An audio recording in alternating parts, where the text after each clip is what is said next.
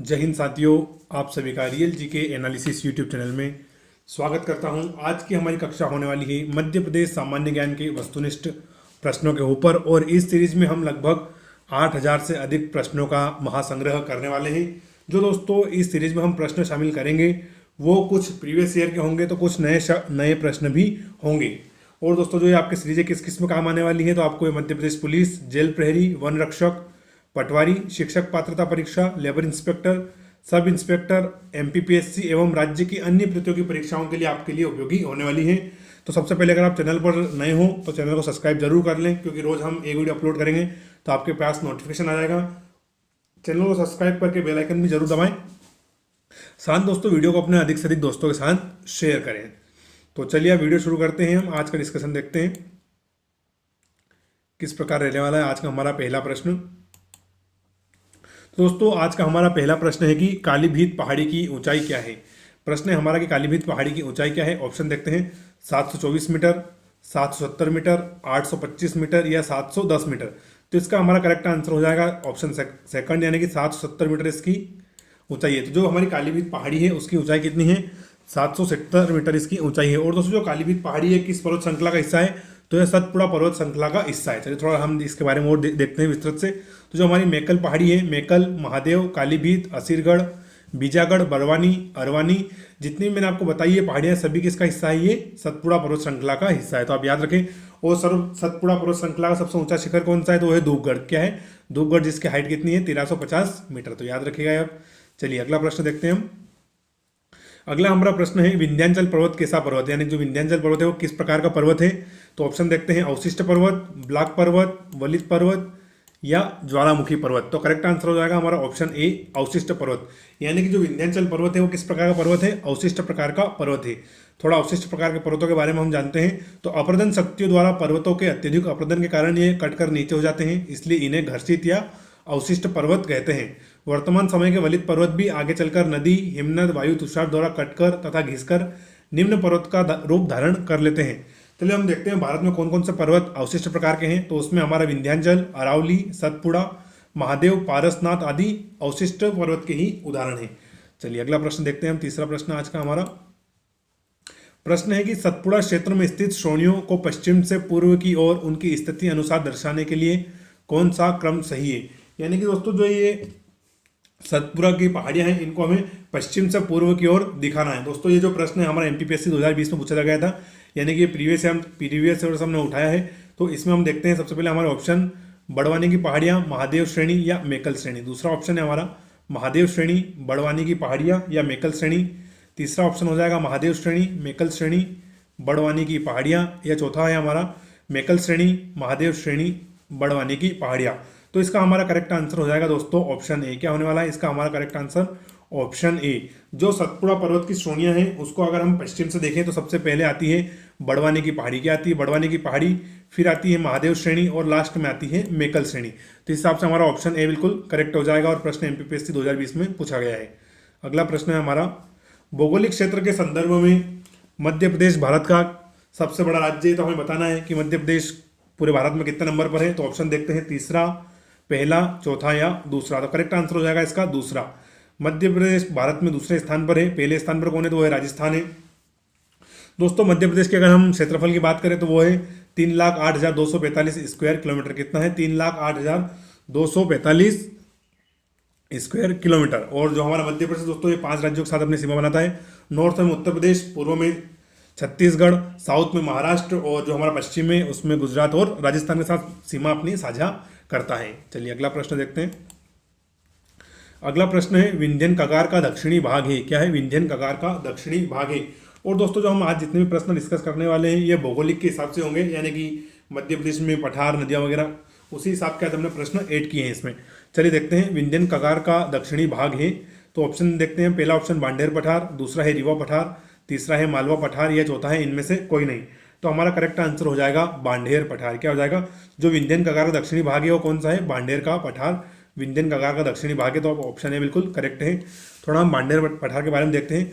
तो बांडेर पठार भारत के मध्य प्रदेश राज्य में स्थित एक पठार है और इसका क्षेत्रफल कितना है, 10,000 वर्ग किलोमीटर। इसके दक्षिण में दक्कन का पठार है कौन सा, दक्षिण में दक्कन का पठार है, पूर्व में छोटा नागपुर का पठार है, जिन्हें यह सिंधु गंगा के मैदान से जोड़ता है। पठार मध्य भारत के विंध्याचल पर्वत श्रृंखला का हिस्सा है। तो आप ये भी याद रखें, अगर प्रश्न ऐसा आ जाए कि बांडेर पठार किस पर्वत श्रृंखला का हिस्सा है, तो हमारा करेक्ट आंसर हो जाएगा विंध्याचल पर्वत श्रृंखला का हिस्सा है बांडेर पठार। अगली स्लाइड की ओर बढ़ते हैं। अगला हमारा प्रश्न है, मध्य प्रदेश की निम्नलिखित पर्वत श्रेणियों में कौन सी दो श्रेणियां बड़ी नदियों के बीच स्थित हैं? क्या है दोस्तों प्रश्न कि मध्य प्रदेश की निम्नलिखित पर्वत श्रेणियों में कौन सी श्रेणी दो बड़ी नदियों के बीच स्थित है? तो करेक्ट आंसर देखते हैं हम, ऑप्शन हमारे कैमूर, भांडेर, सतपुड़ा या विंध्याचल। तो इसका करेक्ट आंसर क्या हो जाएगा? सतपुड़ा। करेक्ट आंसर क्या हो जाएगा हमारा? सतपुड़ा। सतपुड़ा दोस्तों दो नदियों के बीच में है, एक तरफ नर्मदा है तो दूसरी तरफ हमारी तापी नदी है। चलिए अब हम थोड़ा सतपुड़ा के बारे में देखते हैं। तो सतपुड़ा भारत के मध्य भाग में स्थित एक पर्वतमाला है। सतपुड़ा पर्वत श्रेणी नर्मदा और ताप्ती की घाटियों के बीच में है ना दोस्तों। अगर हम मैप में अगर देखें तो एक तरफ विंध्याचल पर्वत, फिर नर्मदा नदी, फिर सतपुड़ा, उसके बाद फिर ताप्ती नदी। तो दोस्तों हमने थोड़ा सतपुड़ा के बारे में बात कर ली है, आगे बढ़ते हैं। अगला हमारा प्रश्न है, मध्य प्रदेश के निम्नलिखित शिखरों को आरोही क्रम में व्यवस्थित कीजिए। दोस्तों सबसे पहले आरोही क्रम शब्द आपको समझाता हूं। आरोही क्रम होता है जो सबसे छोटा होता है वो सबसे पहले आना चाहिए, यानी कि बढ़ते क्रम में। आरोही क्रम में ऐसा होता है सबसे छोटे पहले, फिर उससे थोड़ा बड़ा, फिर उससे बड़ा, तो ये आरोही क्रम है। दोस्तों कॉम्पिटिटिव एग्जाम में हमें आरोही और अवरोही दोनों शब्दों को अच्छे से याद रखना चाहिए, क्योंकि मैथ्स के साथ साथ जीके में भी पूछे जाते हैं। तो हमारा प्रश्न है कि मध्य प्रदेश के निम्नलिखित शिखरों को आरोही क्रम में व्यवस्थित कीजिए। तो ये हमारे ऑप्शन है, पहला है धूपगढ़, चोरागढ़, अमरकंटक या सद्भावना शिखर। दूसरा है अमरकंटक, धूपगढ़, चोरागढ़ या सद्भावना शिखर। तीसरा ऑप्शन है हमारा सद्भावना शिखर, धूपगढ़ या अमरकंटक और चोरागढ़। चौथा ऑप्शन है हमारा सद्भावना शिखर, अमरकंटक, चोरागढ़ और धूपगढ़। तो आरोही क्रम बोला है, इस हिसाब से हमारा दोस्तों ऑप्शन 4 बिल्कुल करेक्ट होने वाला है, क्योंकि जो सबसे छोटी चोटी है वो है हमारी सद्भावना शिखर, फिर अमरकंटक, चोरागढ़ और धूपगढ़ मध्य प्रदेश की सबसे ऊंची चोटी है, जिसकी ऊंचाई कितनी है? 1350 मीटर। तो इस हिसाब से हमारा कौन सा ऑप्शन करेक्ट है? ऑप्शन 4 बिल्कुल करेक्ट है। सबसे छोटी सद्भावना है, फिर अमरकंटक, चोरागढ़ और लास्ट में धूपगढ़। चलिए अगला प्रश्न देखते हैं। अगला प्रश्न है हमारा कि निम्नलिखित में से कौन सी घाटी भ्रंश घाटी नहीं है, यानी कि कौन सी नदी घाटी भ्रंश घाटी नहीं है? तो ऑप्शन देखते हैं, ताप्ती घाटी, चंबल घाटी, सोन घाटी या नर्मदा घाटी। तो करेक्ट आंसर हो जाएगा दोस्तों चंबल घाटी, क्योंकि चंबल नदी घाटी जो है वो एक प्रकार की भ्रंश घाटी नहीं है। चलिए थोड़ा हम भ्रंश घाटी के बारे में समझते हैं कि भ्रंश घाटी क्या होती है। तो भ्रंश घाटी का विकास तब होता है जब दो भ्रंश रेखाओं के बीच की चट्टानी स्तंभ नीचे की ओर धंस जाते हैं। यानी दोस्तों क्या होता है कि जब दो पर्वत श्रृंखलाओं के बीच की जमीन अचानक नीचे धंस जाती है तो क्या बन जाती है? भ्रंश घाटी बन जाती है। तो जब तनाव जनित बल के कारण दो भूखंडों का विपरीत दिशा में खिसकाव होता है, इसका निर्माण होता है। भ्रंश घाटियां लंबी, संकरी और गहरी होती है। इन्हें जर्मन भाषा में क्या बोला जाता है? ग्राबेन बोला जाता है। क्या बोला जाता है? ग्राबेन। तो आप ये भी याद रख सकते हैं जर्मन भाषा में क्या बोला जाता है? ग्राबेन। इसके अलावा ताप्ती, सोन और नर्मदा तीनों किस प्रकार की घाटियों में बहती है? तो भ्रंश घाटियों में बहती है। अगला प्रश्न देखते हैं, बड़वानी जिले के दक्षिण में स्थित राज्य कौन सा है? तो हमारे ऑप्शन है महाराष्ट्र, राजस्थान, उत्तर प्रदेश या बिहार। तो इसका हमारा करेक्ट आंसर हो जाएगा महाराष्ट्र, क्योंकि मध्य प्रदेश का दक्षिणी जिला कौन सा है? तो वो है हमारा बड़वानी, और मध्य प्रदेश के दक्षिण में कौन स्थित है? तो वो है महाराष्ट्र राज्य। तो करेक्ट आंसर क्या हो जाएगा हमारा? महाराष्ट्र। बड़वानी जिले के दक्षिण में कौन सा राज्य स्थित है? तो स्थित है बड़वानी। चलिए बड़वानी जिले के दक्षिण में महाराष्ट्र राज्य स्थित है। अगला प्रश्न देखते हैं हम, बघेलखंड मध्य प्रदेश के किस भाग में स्थित है? यानी जो बघेलखंड है वो मध्य प्रदेश के किस भाग को कहा जाता है? तो ऑप्शन देखते हैं हम, उत्तर, उत्तर पूर्वी, पश्चिमी या दक्षिणी। तो दोस्तों जो बघेलखंड है वो मध्य प्रदेश के उत्तर पूर्वी भाग को कहा जाता है। जो मध्य प्रदेश का उत्तर पूर्वी भाग है उसे हम क्या नाम से जानते हैं? बघेलखंड के नाम से जानते हैं। और इसमें कौन कौन से जिले सम्मिलित हैं हम देखते हैं। मध्य प्रदेश के अनूपपुर जिला, रीवा, सतना, शहडोल, सीधी और उमरिया। दोस्तों टोटल कितने 6 जिले बघेलखंड के अंतर्गत आते हैं? अनूपपुर, रीवा, सतना, शहडोल, सीधी और उमरिया, ये मध्य प्रदेश के 6 जिले हैं। इसके अलावा उत्तर प्रदेश का सोनभद्र जिला, साथ ही इलाहाबाद जिला भी बघेलखंड के अंतर्गत ही आता है। तो आप याद रखिए। अगला है हमारा होशंगाबाद में स्थित पर्वत श्रृंखलाओं के नाम बताइए। तो ऑप्शन देखते हैं हम, सतपुड़ा, विंध्य, मेकल या अरावली। तो करेक्ट आंसर हो जाएगा सतपुड़ा, क्योंकि दोस्तों होशंगाबाद किस में आता है? सतपुड़ा पर्वत श्रृंखला के अंतर्गत आता है, और इसी में फेमस मध्य प्रदेश का एक सतपुड़ा टाइगर रिजर्व भी स्थित है। आशा कर रहा हूँ आप प्रश्नों का काफ़ी अच्छे से एंजॉय कर रहे होंगे और आप अपनी नई जानकारी आपको मिल रही होगी। वीडियो को आपको पूरा देखना है। अगला प्रश्न हम देखते हैं, मध्य प्रदेश का कौन सा क्षेत्र अवंती महाजनपद से जुड़ा हुआ था? तो क्या है प्रश्न कि मध्य प्रदेश का कौन सा क्षेत्र अवंती महाजनपद से जुड़ा हुआ था? तो हम देखते हैं ऑप्शन बघेलखंड, बुंदेलखंड, मालवा या इनमें से कोई नहीं। तो इसका हमारा करेक्ट आंसर क्या हो जाएगा दोस्तों? मालवा। क्या हो जाएगा? मालवा। मालवा पहले अवंती महाजनपद से जुड़ा हुआ था और अवंती महाजनपद का दोस्तों वर्तमान में नाम क्या हो गया है, उज्जैन हो गया है। चलो दोस्तों हम देखते हैं अब मालवा रीजन में कौन कौन से जिले आते हैं, क्योंकि मध्य प्रदेश में मालवा रीजन बहुत बड़ा है। तो दोस्तों मध्य प्रदेश के जो मालवा रीजन है इसमें देवास, धार, इंदौर, झाबुआ, मंदसौर, नीमच, राजगढ़, रतलाम, शाजापुर, उज्जैन आदि जिले आते हैं। इसके साथ दोस्तों राजस्थान के भी कुछ इसमें हिस्सा आता है, जैसे झालावाड़ और बांसवाड़ा और चित्तौड़गढ़, इनके कुछ कुछ हिस्से भी मालवा रीजन के अंतर्गत ही आते हैं। चलिए अगला प्रश्न हम देखते हैं। अगला हमारा प्रश्न है कि रीवा पन्ना पठार मध्यवर्ती पहाड़ी इलाकों में कौन सा क्षेत्र स्थित है। प्रश्न क्या है कि जो रीवा पन्ना का पठार है उसके मध्यवर्ती पहाड़ी इलाकों में कौन सा क्षेत्र स्थित है। तो ऑप्शन देखते हैं, दक्षिण पश्चिमी, उत्तर पूर्वी, दक्षिण पूर्वी या उत्तर पश्चिमी। तो दोस्तों करेक्ट आंसर हो जाएगा हमारा उत्तर पूर्वी। क्या हो जाएगा, उत्तर पूर्वी। रीवा पन्ना पठार को दोस्तों हम बघेलखंड के नाम से जानते हैं। तो रीवा पन्ना पठार का क्षेत्रफल कितना है, 31,955 वर्ग किलोमीटर। कितना है, 31,955 वर्ग किलोमीटर है। और मध्य प्रदेश के कुल भौगोलिक का कितना है, ये 10.37%। कितना, 10.37%। सॉरी दोस्तों, जो हमारा रीवा पन्ना का पठार है इसको विंध्याचल पठार भी बोलते हैं, ना कि बघेलखंड पठार में गलत बोल दिया। तो जो हमारा रीवा पन्ना का पठार है इसको विंध्याचल विंध्यन पठारी क्षेत्र भी बोलते हैं। दोस्तों इस क्षेत्र में हम बात करें दोमट मिट्टी पाई जाती है और यहाँ की कृषि उपज के लिए गेहूं, ज्वार और तिलहन आदि के लिए प्रमुख है। साथ दोस्तों रीवा पन्ना के पठार से बहने वाली नदियों में हम बात करें तो सोन, केन, टांस, बीहड़, सतना और ब्योरमा नदी आदि प्रमुख है। और इसमें कौन कौन से जिले आते हैं, तो इसमें दमोह, रीवा, सतना, पन्ना, सागर आदि जिले इसके अंतर्गत आते हैं रीवा पन्ना के पठार के। अगला प्रश्न हम देखते हैं कि निम्न में से कौन सा जिला मालवा क्षेत्र के अंतर्गत नहीं आता है, मंडला, देवास, शाजापुर या रतलाम। तो करेक्ट आंसर हो जाएगा मंडला। क्या हो जाएगा, क्योंकि दोस्तों मंडला मालवा के अंतर्गत नहीं आता है। मंडला में एक बहुत ही फेमस राष्ट्रीय उद्यान है, अगर उसका आपको नाम पता हो तो कमेंट करके जरूर बताएं। चलिए अगला प्रश्न हम देखते हैं। अगला हमारा प्रश्न है कि रीवा पन्ना पठार को अन्य नाम से भी जाना जाता है। तो अभी हमने एक दो प्रश्न पहले डिस्कशन किया है, किस नाम से जाना जाता है, विंध्य के पठार। किसके नाम से जाना जाता है, विंध्य पठार को ही रीवा पन्ना के पठार के नाम से भी हम जानते हैं। तो ये हमारा करेक्ट आंसर हो जाएगा। इसकी लोकेशन देख लेते हैं। तो ये जो रीवा पन्ना का पठार आपको दिख रहा है ये इसकी लोकेशन है।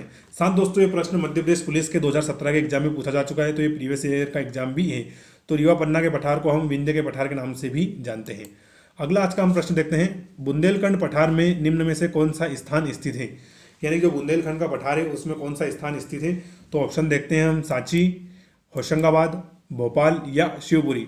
तो इसमें हमारा करेक्ट आंसर हो जाएगा शिवपुरी। क्या हो जाएगा, जो शिवपुरी जिला है वो किस में स्थित है, वो है बुंदेलखंड पठार के अंतर्गत स्थित है। सतपुड़ा दोस्तों आपको पता ही हो, होशंगाबाद आपको पता ही है, सतपुड़ा के अंतर्गत स्थित है। थोड़ा हम देखते हैं बुंदेलखंड पठार के बारे में। तो बुंदेलखंड पठार का क्षेत्रफल 23,733 वर्ग किलोमीटर है और मध्य प्रदेश का टोटल 7.70% हिस्सा होल्ड करता है। और ये ग्रेनाइट तथा नीस की चट्टानों से बना हुआ है। यहाँ मिश्रित मिट्टी पाई जाती है जो लाल एवं काली सम्मिश्रण से बनी हुई। यहाँ की प्रमुख फसलें कौन सी, ज्वार, गेहूं, अलसी और तिल। दोस्तों अगर हम बुंदेलखंड पठार के अंतर्गत शामिल जिलों की बात करें तो उसमें छतरपुर, दतिया, टीकमगढ़, निवाड़ी, शिवपुरी, ग्वालियर, भिंड की कुछ तहसीलें और उत्तर प्रदेश का क्षेत्र भी शामिल है। यानी दोस्तों छतरपुर, दतिया, टीकमगढ़, निवाड़ी ये तो पूरे जिले शामिल हैं, लेकिन शिवपुरी, ग्वालियर और भिंड की कुछ तहसीलें भी बुंदेलखंड पठार के अंतर्गत शामिल करी गई हैं। चलिए अगला प्रश्न देखते हैं। अगला प्रश्न है कि निम्न जिलों में से कौन सा जिला सोन घाटी में है। तो ऑप्शन है हमारे सीधी, शहडोल, उपरोक्त दोनों या इनमें से कोई नहीं। तो करेक्ट आंसर हो जाएगा उपरोक्त दोनों। यानी कि जो सोन नदी घाटी है उसमें सीधी और शहडोल दोनों जिले स्थित हैं। तो करेक्ट आंसर क्या हो जाएगा हमारा, उपरोक्त दोनों। अगला प्रश्न देखते हैं। अगला प्रश्न है मध्य प्रदेश का दूसरा उच्चतम स्थान कौन सा है, यानी कि सबसे ऊंची दूसरी पहाड़ी कौन सी मध्य प्रदेश की। तो ऑप्शन हम देखते हैं, मार्गी, चोरागढ़, पंचमढ़ी या बड़ा तालाब। तो करेक्ट आंसर हो जाएगा चोरागढ़। क्या हो जाएगा, चोरागढ़ मध्य प्रदेश की दूसरी सबसे ऊंची चोटी है। पहली कौन सी है, धूपगढ़ 1350 मीटर, फिर दूसरा है हमारा चोरागढ़, तीसरी है अमरकंटक और चौथी है सद्भावना शिखर या कलुमार। दोस्तों सद्भावना शिखर है, इसका एक और नाम भी है वो है कलुमार। तो आप याद रखें कलुमार, है ना। तो मध्य प्रदेश का दूसरा उच्चतम स्थान कौन सा है, वो है हमारा चोरागढ़। चलिए 20वां प्रश्न देखते हैं हम। शहडोल जिले में बांधवगढ़ पहाड़ियां किस पर्वतमाला में स्थित। दोस्तों ये प्रश्न वन रक्षक में भी आ गया है, वन रक्षक 2016 में। तो शहडोल जिले में बांधवगढ़ पहाड़ियां किस पर्वतमाला में स्थित हैं। तो हम ऑप्शन देखते हैं, सतपुड़ा, नीलगिरी, विंध्य या इलायची पहाड़ियां। दोस्तों ऐसे प्रश्नों का आप थोड़ा सा एलिमिनेट मेथड से भी कर सकते हैं, जैसे कि नीलगिरी की पहाड़ियां और इलायची की पहाड़ियां मध्य प्रदेश में स्थित नहीं है। तो अब कौन सी दो बच गई, सतपुड़ा और विंध्य। तो आपको इसमें ऑप्शन क्लिक करने में आसानी होगी। तो शहडोल जिले की बांधवगढ़ पहाड़ियाँ किस पर्वतमाला में स्थित हैं, तो हमारी स्थित है विंध्य पहाड़ियों में। कहाँ पर, विंध्य पर्वत श्रृंखला के अंतर्गत। तो ऑप्शन 3 हमारा बिल्कुल करेक्ट हो जाएगा। अगला प्रश्न देखते हैं हम। अगला प्रश्न है कि मध्य प्रदेश के उत्तर में उपजा घाटी और रोलिंग पहाड़ियों को कहा जाता है। तो ये प्रश्न भी पुलिस आरक्षक 2016 के एग्जाम में पूछा गया था। मध्य प्रदेश के उत्तर में उपजा घाटी और रोलिंग पहाड़ियों को कहा जाता है। तो ऑप्शन देखते हैं हम, बुंदेलखंड, मालवा, छोटा नागपुर या अंगारा। तो करेक्ट आंसर क्या हो जाएगा दोस्तों इसका, बुंदेलखंड। क्या हो जाएगा, बुंदेलखंड। अगले प्रश्न की ओर बढ़ते हैं। अगला प्रश्न है हमारा, उज्जैनी और माहिष्मती के महत्वपूर्ण नगर थे। तो ऑप्शन देखते हैं, पूर्वी मालवा, उत्तरी मालवा, पश्चिमी मालवा या दक्षिणी मालवा। और यह प्रश्न पटवारी परीक्षा 2017 में पूछा गया है।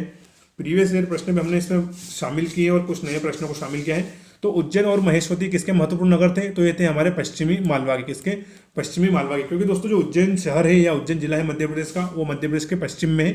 तो पश्चिम मालवा का हिस्सा कौन थे, उज्जैनी और महिष्मती नगर। अगला प्रश्न देखते हैं हम। अगला हमारा प्रश्न है कि मालवा का पठार निम्न में से किसके उत्तर दिशा में स्थित है। यानी जो मालवा का पठार है वो किसकी उत्तर दिशा की ओर स्थित है। तो ऑप्शन देखते हैं, झाबुआ पर्वत, विंध्याचल पर्वत श्रृंखला, सतपुड़ा पर्वत श्रृंखला और बुंदेलखंड का पठार। तो दोस्तों इसके जो विंध्याचल पर्वत श्रृंखला और सतपुड़ा पर्वत श्रृंखला दोनों ही करेक्ट आंसर हैं। क्योंकि हम अगर मैप में देखें तो सतपुड़ा का उत्तर भी मालवाई है और विंध्याचल पर्वत श्रेणी का उत्तर भी मालवाई है।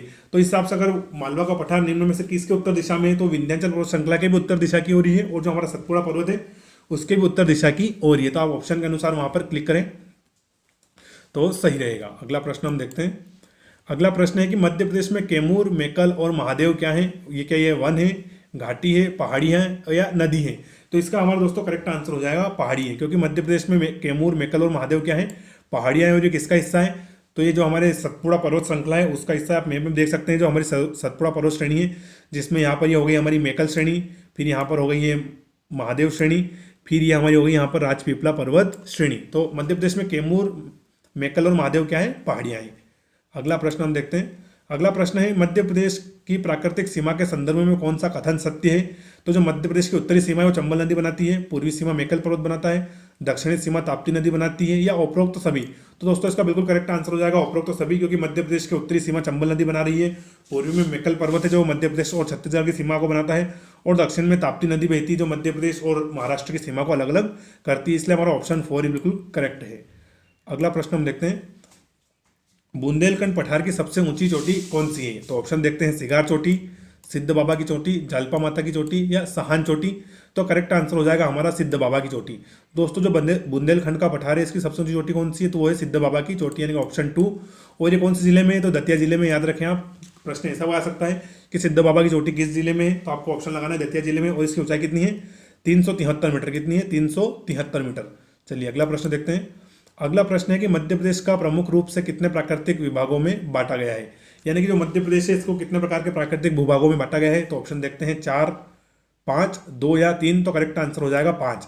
मध्य प्रदेश को 5 प्राकृतिक भूभागों में बांटा गया है। देख लेते हैं कौन कौन से हैं वो। तो पहला हो जाएगा हमारा मध्य भारत का पठार।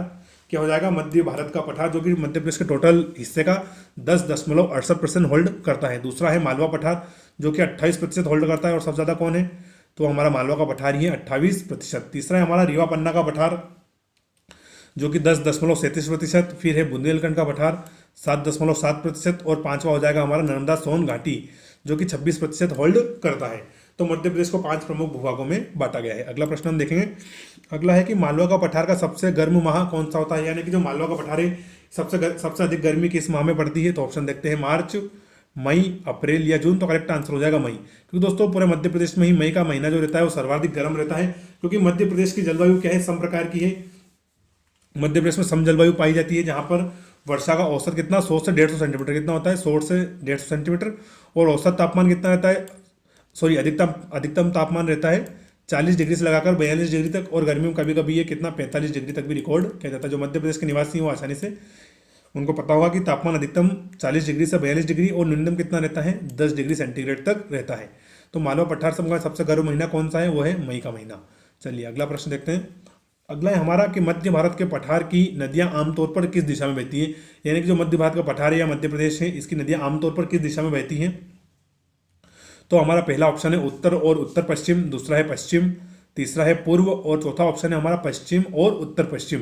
तो दोस्तों इसमें हमारा करेक्ट आंसर हो जाएगा उत्तर और उत्तर पश्चिम, यानी कि जो मध्य प्रदेश से निकलने वाली नदियां हैं वो उत्तर दिशा और उत्तर पश्चिम दिशा की ओर अधिक बहती हैं। ये आप मैप में भी आप देख सकते हैं कि सिर्फ आपको एक या दो ही नदी दिख रही है, एक तो ताप्ती नदी और एक हमारी दूसरी है नर्मदा नदी जो पश्चिम की ओर बह रही है। बाकी जितनी भी नदियां निकलती है, चाहे वो चंबल हो, काली सिंध, सोन, शिप्रा, बेतवा, धसान, केन, सभी या तो उत्तर दिशा की ओर बह रही है या उत्तर पश्चिम की ओर बह रही है। तो करेक्ट आंसर हो जाएगा हमारा उत्तर और उत्तर पश्चिम दिशा। चलिए अगला प्रश्न देखते हैं।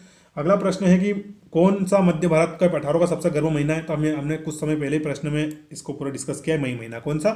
मई महीना, और औसत तापमान रहता है 40 से 45। चलिए अगला प्रश्न देखते हैं। अगला प्रश्न है मध्य प्रदेश का कौन सा शहर इंडो गैंगेटिक मैदान के अंतर्गत आता है, और ये प्रश्न पुलिस आरक्षक 2017 में पूछा गया था। ऑप्शन देखते हैं, भोपाल, जबलपुर, ग्वालियर या इंदौर। तो करेक्ट आंसर हो जाएगा हमारा ग्वालियर। जो मध्य प्रदेश का ग्वालियर जिला है ये इंडो गैंगेटिक मैदान के अंतर्गत आता है। और दोस्तों आप मैप में गंगा का मैदान देख सकते हैं, और एक ही जिला ऐसा आपको दिख रहा है जो थोड़ा सा यहाँ टॉप में है, हमारा ग्वालियर, जो कि गंगा प्लेट के गंगा गैंगेटिक मैदान के अंतर्गत आता है। तो ये हमारा करेक्ट आंसर क्या हो जाएगा? ग्वालियर। चलिए अगला प्रश्न देखते हैं।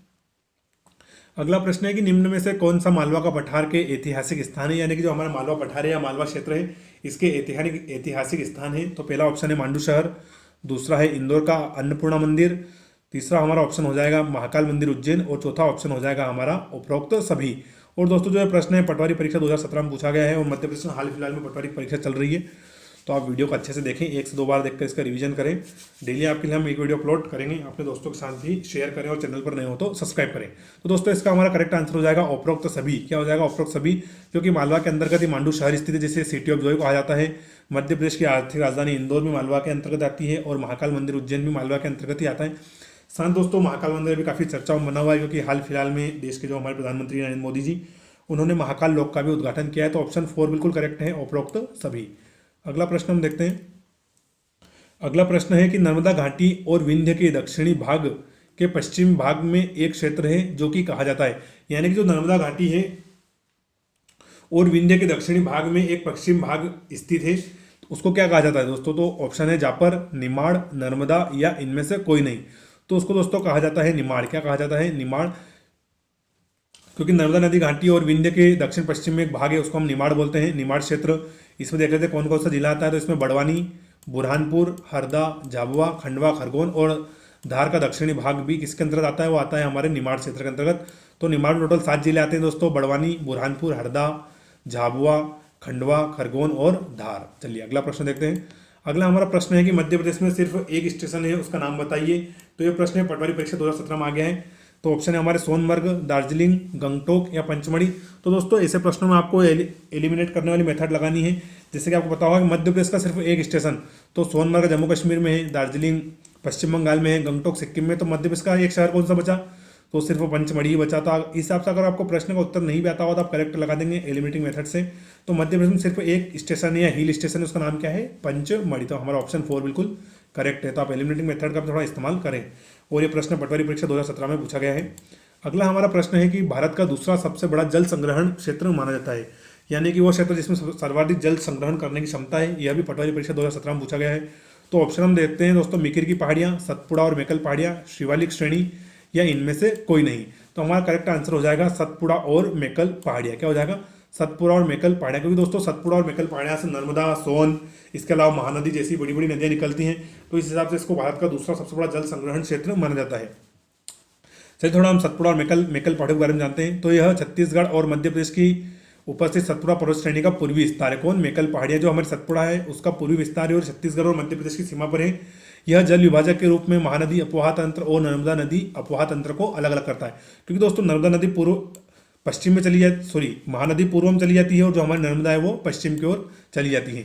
इसका विस्तार छत्तीसगढ़ के राजनांदगांव, कवर्धा, मुंगेली, बिलासपुर और पेंड्रा मरवाही जिलों में है। तो दोस्तों आपने देखा हो बीच में हमारी मेकल की पहाड़ियाँ हैं। क्या है? मेकल पहाड़ियाँ हैं, और यहाँ से दो तीन बड़ी बड़ी नदियाँ निकलती हैं। एक तरफ निकलती है महानदी जो कि पूर्व में जाती है, फिर नर्मदा पश्चिम में जाती है, और तीसरी नदी निकलती है सोन जो कि आगे जाके गंगा नदी में मिल जाती है। तो भारत का दूसरा सबसे बड़ा जल संग्रहण केंद्र कौन सा हो जाएगा? वो हो जाएगा सतपुड़ा और मेकल की पहाड़ियाँ। अगला प्रश्न देखते हैं हम। सतपुड़ा के पूर्वी छोर नर्मदा के पूर्वी छोर और सतपुड़ा के पूर्वी छोर पर मिलते हैं, यानी कि जो नर्मदा नदी का पूर्वी छोर है और सतपुड़ा का पूर्वी छोर है वहाँ पर क्या मिलते हैं? तो ऑप्शन हम देखते हैं अमरकंटक, कपिलधारा, महाकौशल या मिताई पहाड़ियाँ। तो करेक्ट आंसर हो जाएगा अमरकंटक। क्या? क्योंकि दोस्तों अमरकंटक से ही नर्मदा नदी निकलती है, नर्मदा नदी का उद्गम है अमरकंटक। तो नर्मदा नदी के पूर्वी छोर और सतपुड़ा के पूर्वी छोर पर क्या है? अमरकंटक। तो करेक्ट आंसर ऑप्शन ए। चलिए अगला प्रश्न देखते हैं। मध्य प्रदेश मुख्य रूप से है, यानी कि मध्य प्रदेश मुख्य रूप से किस प्रकार का है? तो घाटी है, पहाड़ी है, पठारी है या मैदानी है? तो करेक्ट आंसर हो जाएगा पठारी है। यानी कि मध्य प्रदेश की सर्वाधिक भूमि किस प्रकार की है? तो वो है पठारी प्रकार की, क्योंकि दोस्तों मध्य प्रदेश में मालवा का पठार है, रीवा का पठार है, बुंदेलखंड का पठार है ना दोस्तों। तो इस तरह से मध्य प्रदेश मुख्य रूप से क्या है? पठारीय है। अगला प्रश्न देखते हैं हम। अगला प्रश्न हमारा कि कौन सा पठार पश्चिमी मध्य प्रदेश के लगभग पूरे हिस्से को ढकता है? यानी कि कौन सा पठार है जो मध्य प्रदेश के पूरे पश्चिमी हिस्से को ढकता है? तो ऑप्शन देखते हैं, शिवपुरी, मुरैना, मालवा या बरार। तो करेक्ट आंसर आ जाएगा हमारा ऑप्शन 3, यानी कि जो मालवा का पठार है वो मध्य प्रदेश के पूरे पश्चिमी हिस्से को ढकता है। दोस्तों आप देख सकते हैं ये पूरा मालवा का पठारी है और जो मध्य प्रदेश का पूरा पश्चिमी हिस्सा है उसको ढक देता है। इसके अंतर्गत उज्जैन, इंदौर, शाजापुर, देवास, रतलाम, नीमच, मंदसौर जैसे बड़े जिले मध्य प्रदेश के स्थित हैं। चलिए अगला प्रश्न हम देखते हैं। अगला प्रश्न है हमारा कि निम्न में से किस राज्य में गोंडवाना पर्वत स्थित है? तो ऑप्शन देखते हैं, मेघालय, उड़ीसा, उत्तर प्रदेश और मध्य प्रदेश। तो करेक्ट आंसर हो जाएगा मध्य प्रदेश। मध्य प्रदेश में कौन सा पर्वत है? गोंडवाना पर्वत। अगला प्रश्न देखते हैं। अगला प्रश्न है, निम्न में से कौन सा पठार मालवा पठार का हिस्सा नहीं है? यानी कि कौन सा पठार है जो मालवा का हिस्सा नहीं है? तो ऑप्शन देखते हैं, कटौवा पठार, सोनवाड़ा पठार, उमटवाड़ा पठार या सागर पठार। तो करेक्ट आंसर हमारा ऑप्शन हो जाएगा 4, सागर पठार दोस्तों मालवा पठार का हिस्सा नहीं है। आप मैप में देख लीजिए, यहाँ पर ये सोनवाड़ा पठार है, ये उमटवाड़ा पठार है और जो कटौवा पठार है वो यहाँ पर स्थित है। और जो सागर पठार दोस्तों काफ़ी दूर है मालवा पठार से, क्योंकि मालवा का मेन हिस्सा कहाँ से? यहाँ से है। तो इस हिसाब से हमारा ऑप्शन क्या हो जाएगा? सागर पठार मालवा पठार का हिस्सा नहीं है। चलिए अगला प्रश्न देखते हैं। अगला प्रश्न है, चंदेरी अपनी सीमाओं को बांटता है।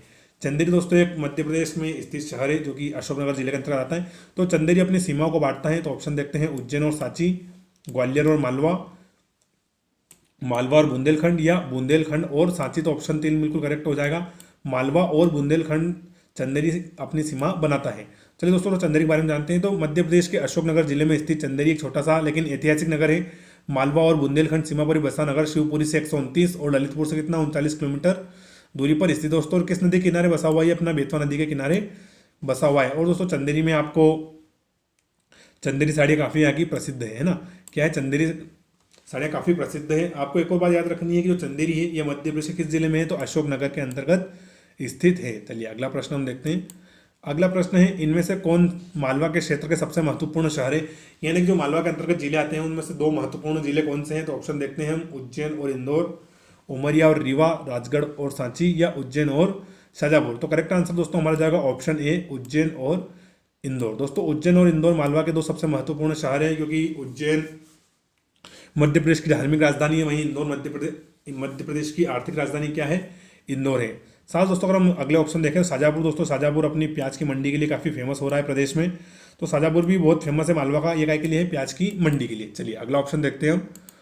अगला प्रश्न है हमारा कि चंबल बेसिन का सबसे उत्तरी जिला कौन सा है? यानी जो चंबल नदी घाटी है उसका सबसे उत्तर में कौन सा जिला है?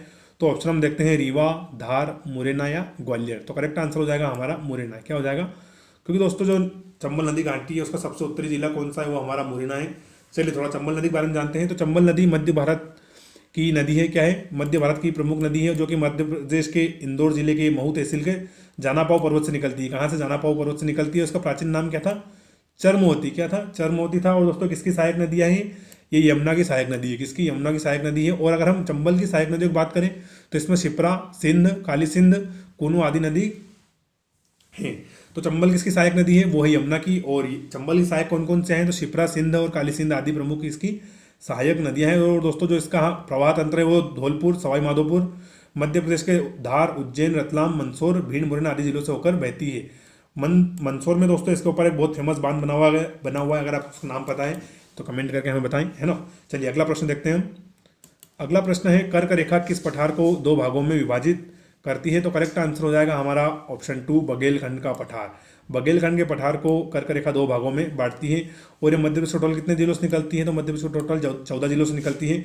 चलिए एक बार आपको 14 जिलों के नाम पढ़ के सुना देता हूँ। तो पहला हमारा हो जाएगा रतलाम, उज्जैन, आगरमालवा, राजगढ़, शाजापुर, सीहोर, भोपाल, विदिशा, रायसेन, सागर, दमोह, जबलपुर, कटनी, उमरिया और शहडोल। तो मध्य प्रदेश के 14 जिले थे जिनसे कर्क रेखा गुजरती है और यह बघेलखंड के पठार को 2 भागों में बांटती है। चलिए अगला प्रश्न देखते हैं हम।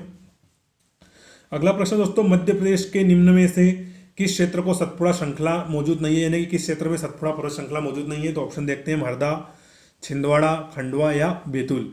तो करेक्ट आंसर हो जाएगा दोस्तों हरदा। जो हमारा हरदा जिला है दोस्तों, ये निमाड़ का हिस्सा है, जो निमाड़ क्षेत्र है उसका हिस्सा है, और ये सतपुड़ा श्रृंखला के अंतर्गत नहीं है, क्योंकि दोस्तों सतपुड़ा श्रृंखलाएं खत्म हो जाती है, और जो हमारा हरदा है थोड़ा सा यहाँ पर इसकी लोकेशन है, तो इस हिसाब से सतपुड़ा पर्वत श्रृंखला का हिस्सा नहीं है। बाकी जब जो अन्य ऑप्शन है छिंदवाड़ा, खंडवा और बैतूल, ये किसके हिस्से हैं, तो ये सतपुड़ा पर्वत श्रृंखला के हिस्से हैं। चलिए अगला प्रश्न देखते हैं। अगला प्रश्न है कि शहडोल जिला किस पठार के अंतर्गत आता है। क्या है प्रश्न हमारा कि शहडोल जिला किस पठार के अंतर्गत आता है। तो ऑप्शन हम देखते हैं दोस्तों, मालवा का पठार, बुंदेलखंड का पठार, बघेलखंड का पठार या रीवा पन्ना का पठार।